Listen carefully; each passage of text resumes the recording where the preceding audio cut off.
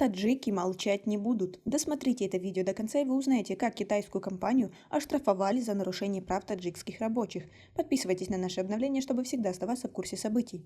Совместное предприятие «Покрут», акциями которого владеет китайская компания, оштрафовано на 1500 сомони за ущемление прав работников. Государственная служба по надзору в сфере труда, занятости и социальной защиты населения Таджикистана обязала компанию в течение месяца устранить все выявленные в ходе недавней проверки нарушения. Мы в феврале уже рассказывали, что таджикские работники Покруда жалуются на введение администрации строгого карантинного режима. По словам рабочим, руководство разрешает им отлучиться домой лишь один раз в 3 месяца. Государственная служба по надзору в сфере труда, занятости и социальной защиты населения Таджикистана сообщает, что в результате проведенной проверки факты ущемления прав работников работодателям подтвердились. В опубликованном накануне сообщении ведомства говорится, что китайские работодатели, вопреки рекомендациям Республиканского штаба по борьбе с COVID-19 и Минздрава Таджикистана, ввели на предприятии 3-месячный карантин для вахтенных работников. В течение этого времени им не разрешали покинуть территорию предприятия.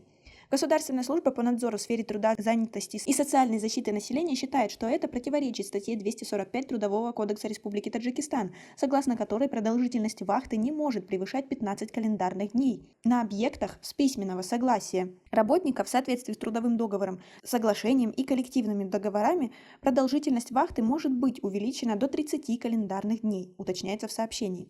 В ходе проверки были выявлены и другие нарушения. В частности, выявилось, что китайские специалисты и инженеры зарабатывают намного больше, чем свои местные коллеги.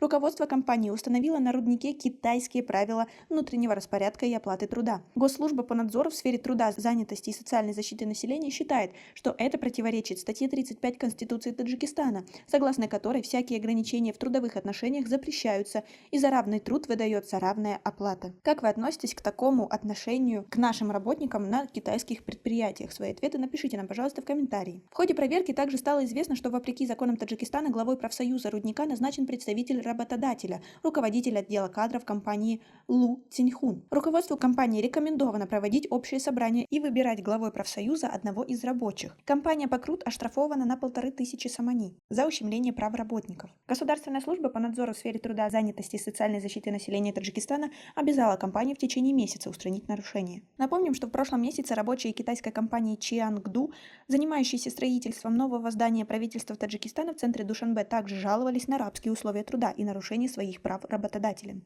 На самом деле, это достаточно маленький штраф за то, что творится в этой компании. И, конечно же, хорошо, что все-таки о наших рабочих хоть как-то волнуется, но штраф не стоит выявленных нарушений. Как вы считаете? Свои ответы напишите нам, пожалуйста, в комментарии. У нас пока на этом все. Оцените наше видео подпиской и лайком. До скорой встречи.